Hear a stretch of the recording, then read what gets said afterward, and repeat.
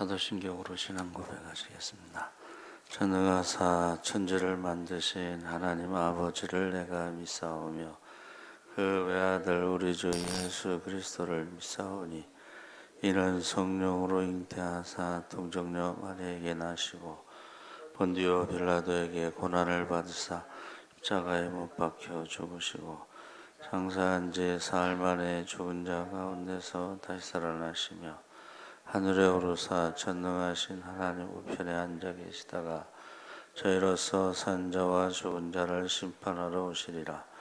성령을 믿사오며 거룩한 공예와 성도가 서로 교통하는 것과 죄를 사하여 주시는 것과 몸이 다시 사는 것과 영원히 사는 것을 믿사옵나이다. 아멘. 찬송가 272장 찬송하시겠습니다.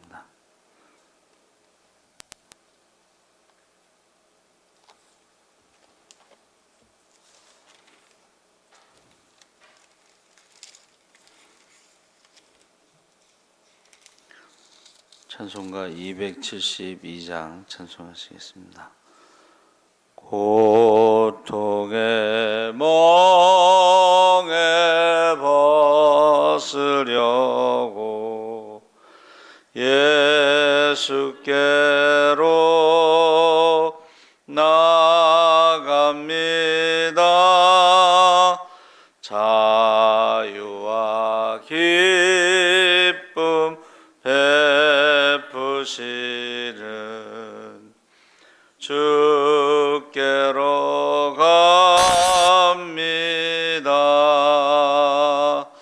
병든 내 몸이 튼튼하고 빈궁한 삶이 부해지며 죄악을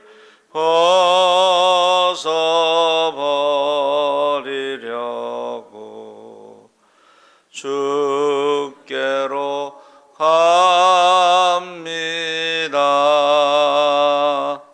낭패와 실망 당한 뒤에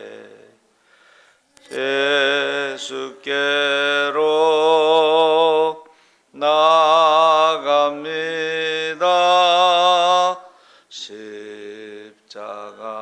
은혜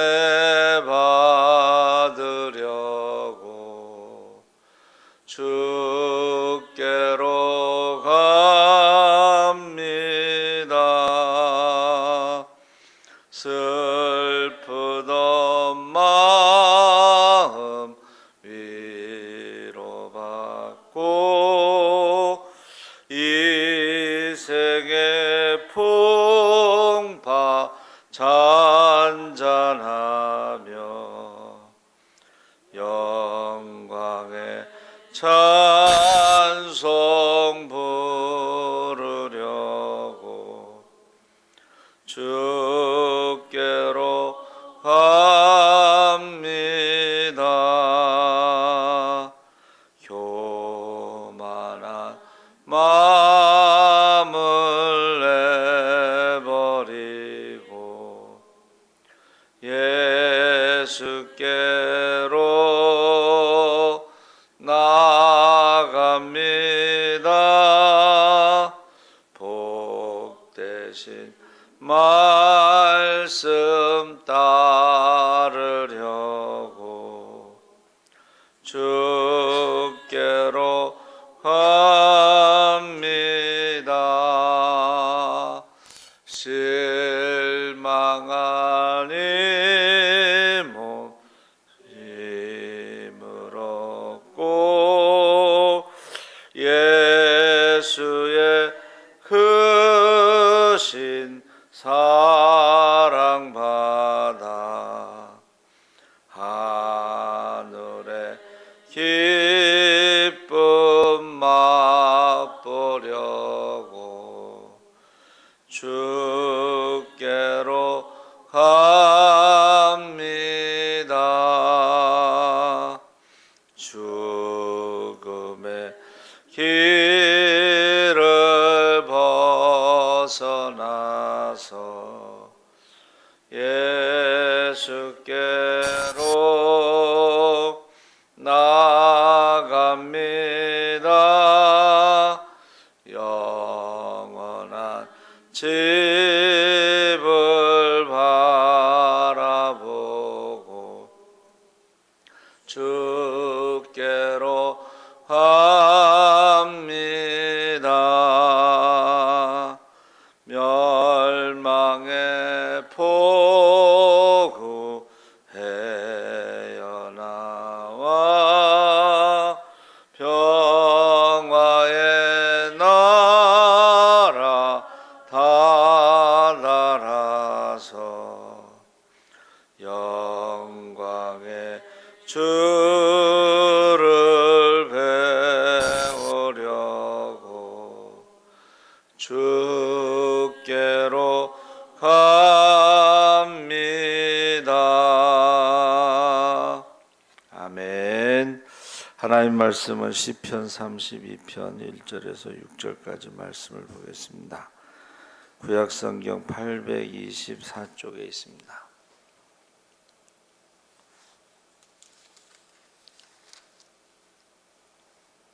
제가 가진 성경은 823쪽 시편 32편 1절에서 6절까지 다 같이 읽겠습니다. 허물의 사함을 받고 자신의 죄가 가려진 자는 복이 있도다. 마음에 간사함이 없고 여호와 정죄를 당하지 아니하는 자는 복이 있도다. 내가 입을 열지 아니할 때에 종일 신음함으로 내 뼈가 쇠하였도다. 주의 손이 주야로 나를 누르시오니 내 진액이 빠져서 여름 가뭄에 마름같이 되었나이다. 내가 이르기를 내 허물을 여호와께 자복하리라 하고 주께 내 죄를 아뢰고 내 죄악을 숨기지 아니하였더니 곧 주께서 내 죄악을 사하셨나이다. 이로 말미암아 모든 경건한 자는 주를 만날 기회를 얻어서 주께 기도할지라. 진실로 홍수가 범람할지라도 그에게 미치지 못하리로다. 아멘. 할렐루야. 네, 좋은 아침입니다. 잘 오셨습니다. 감사합니다. 오늘 말씀의 제목은 복 받은 자. 복 있는 자는 시편 1편에 나오는 복 있는 자와 지금 32편의 복 받은 자는 좀 다릅니다.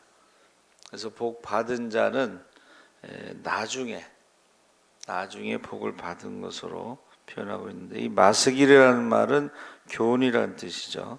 그래서 다윗이 이것은 자기의 경험을 그대로 고백한 것이다. 그래서 시편 1편에도 복 있는 사람은 악인의 길을 쫓지 아니하며 행위가 완전하여 여호와의 법에 행하는 자가 복이 있다. 시편 119편.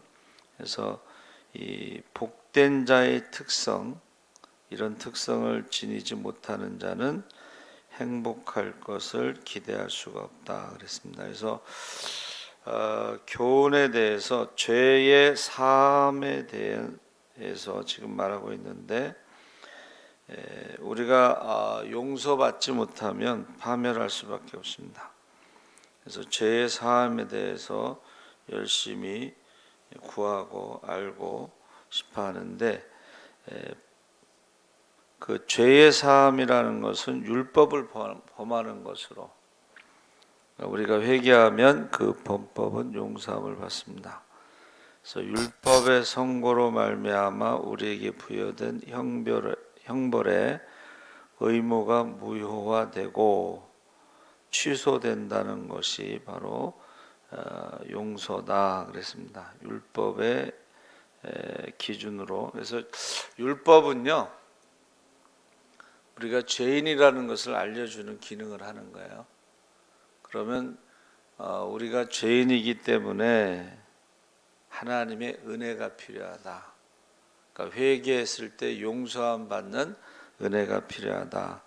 이 죄책감이라는 것이 굉장히 수고하고 무거운 짐으로 우리를 힘들게 하는데 그 요셉의 형들이 그 애굽에 양식을 구하러 갔을 때에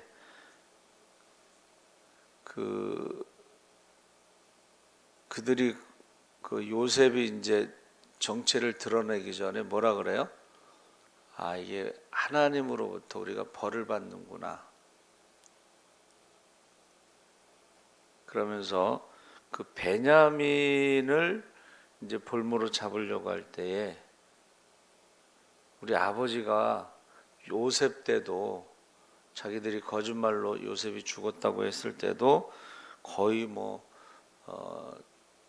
너무 힘들어서 죽을 것 같았었는데 이번에 베냐민이 또 볼모로 잡히면 이번에 아버지가 돌아가실 수도 있다. 그러면서 막 아버지 걱정을 하잖아요.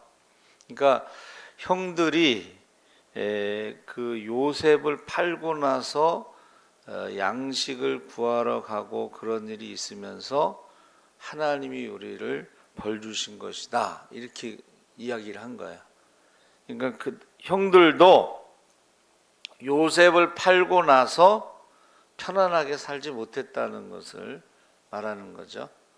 그러니까 그 말에 형들이 변화된 그 말, 또 그 아버지에 대한 걱정, 이런 것에 이제 요셉이 이제 감정이 더 이상 억누를 수 없어가지고 통곡하고 자기 정체를 드러내죠, 밝히죠. 그러면서 뭐라고 고백하죠? 나를 판 것으로 인하여 염려하지 말라, 근심하지 말라.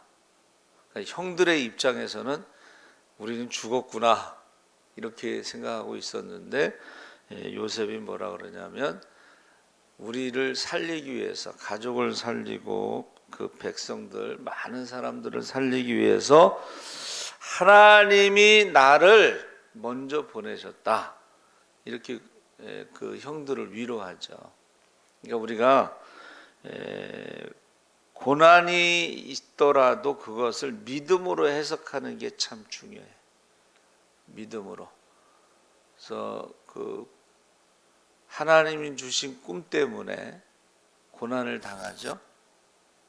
근데 그 꿈을 놓지 않고 계속 요셉이 기도하죠. 뭔가 하나님의 뜻이 있다.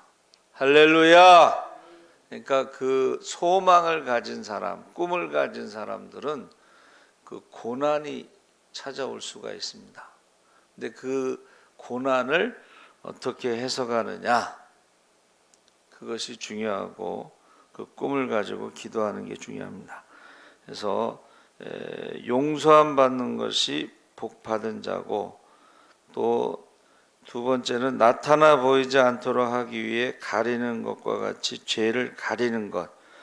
이 가려준다는 것이 이제 아담과 하와가 범죄하였을 때에 하나님이 동물을 잡아서 가죽옷을 해 입히신 것을 말하죠. 그래서 이렇게 우리의 수치를 가리고 죄를 가리고, 그래서 하나님께서는요 용서하셨을 때 더 이상 기억지 아니하시고 자기 등 뒤로 그것을 내던지신다. 그래서 찾아도 발견할 수 없게 되며 죄인을 이와 같이 하나님께 화해됨으로 비로소 그 자신과 화해하기 시작한다. 그러니까 수치를 가리워주는, 하나님이 그 수치를 가리워주는 그 사람이 복받은 자다. 첫째는 용서함 받은 자, 두 번째는 수치를 가리운 자, 세 번째는 불법을 전가하는 것이 아니고 그 죄를 죄인의 책임으로 돌리는 것도 아니며 율법의 엄중함에 따라 그 불의에 대해 그를 고소하는 것도 아니고 당연히 받아야 마땅한 대로 그를 취급하는 것도 아니고 그의 안에서 그리스도의 의로우심을 우리에게 돌려지고 그의 안에서 하나님의 의로움으로 되어서 우리의 불의는 우리에게 전가되지 아니하니 이는 하나님께서 우리의 모든 불의를 그에게 지우시고, 그러니까 의롭다고 여기시는 이는 하나님이시다. 그래서 우리의 모든 것을 어떻게 해요? 그 아들에게 다 전가시켰다. 그래서 우리가 대속죄일에는 그 아사셀이라고 그래서 떠나 보내다 이런 뜻이거든요. 그러니까 그 염소를 어떻게 해요? 안수할 때에 백성들의 모든 죄를 그 염소에게 전가시켜서 죄를 멀리 떠나보내다 이런 의미가 있습니다. 그러니까 우리의 죄를 그 아사셀 염소에게 전가시키듯이 예수님에게 모든 죄를 전가시켜서 뭐 화목제로 말씀하시지만은 우리를 믿음으로 의롭다 여기는다. 그러니까 우리의 죄를 그 염소에게 전가시키듯이 예수님께 전가시켰다.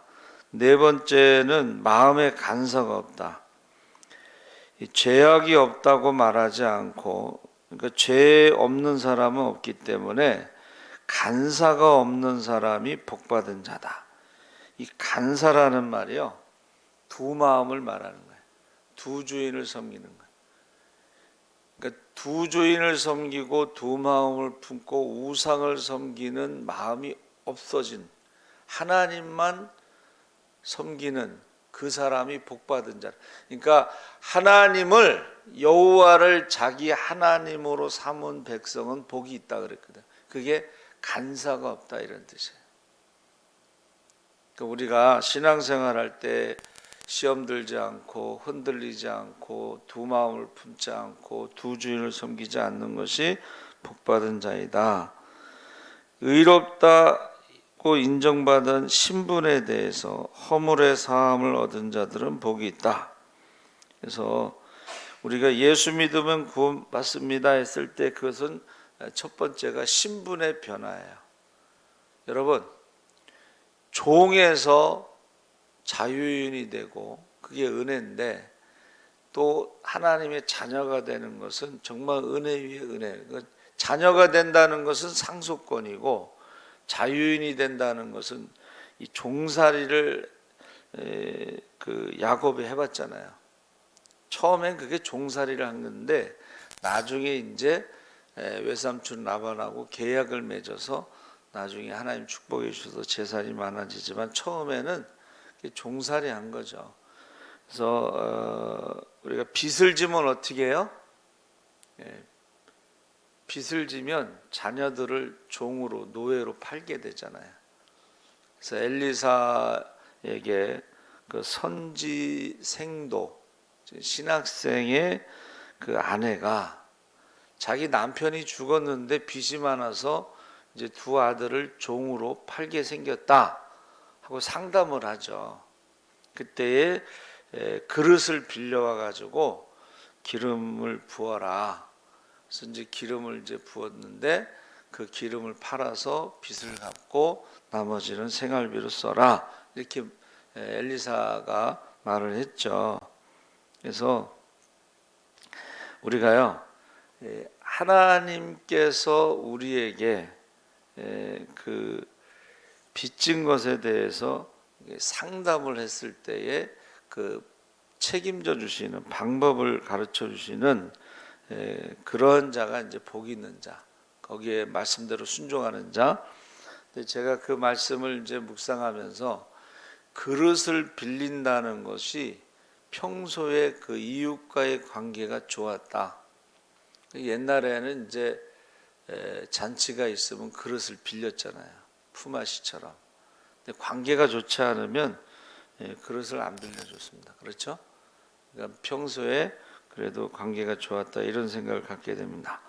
또 자신을 낮추는 사람, 낮추지 않는 죄인의 불행에 대해서는 그 다윗이 뭐라 그랬어요?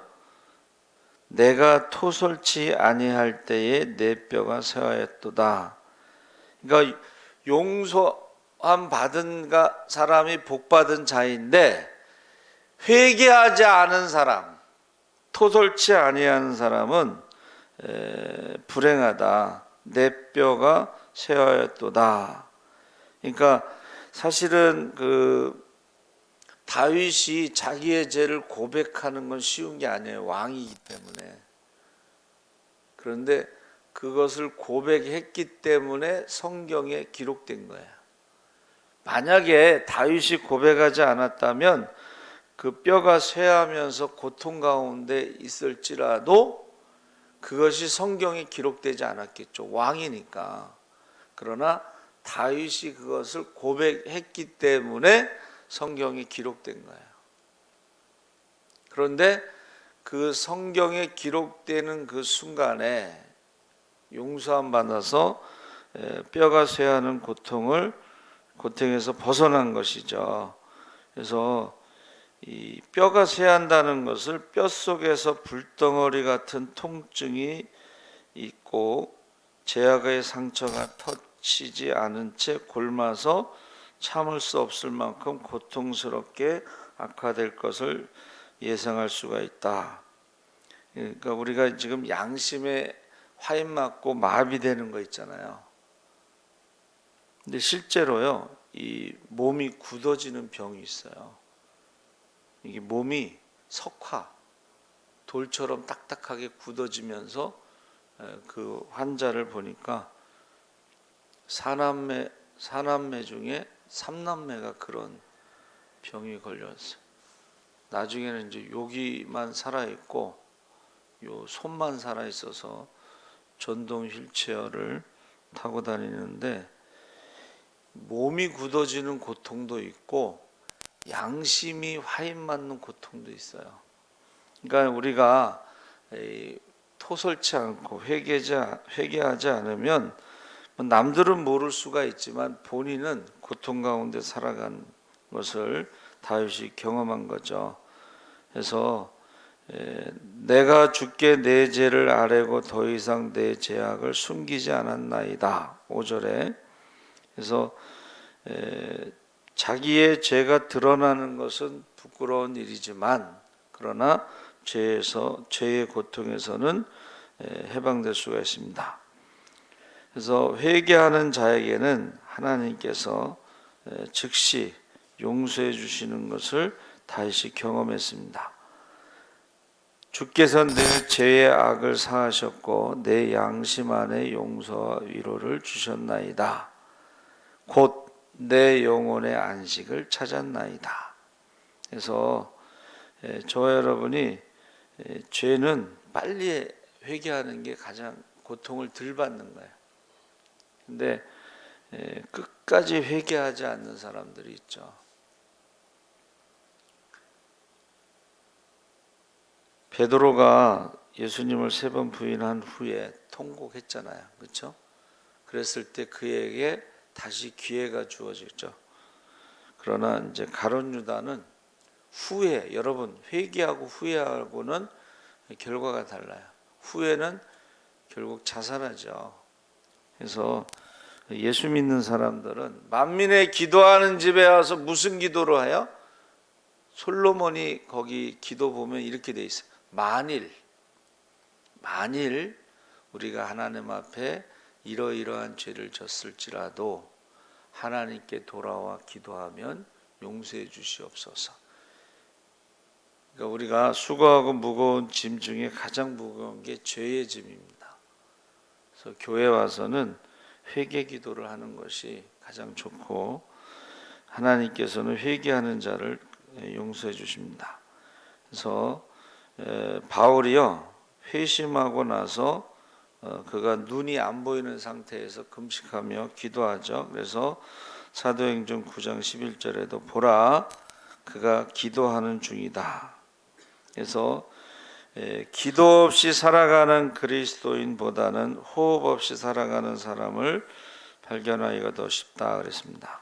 그래서 죄의 사함을 얻는 자들의 행복과 용서하심을 쉽게 얻을 수 있다는 것에 대해서 지금 우리에게 교훈하고 있는데 하나님이여 우리 죄인들에게 자비를 베푸소서 은혜를 얻기 위하여 은혜의 보좌 앞에 담대히 나아갈 수 있게 하소서.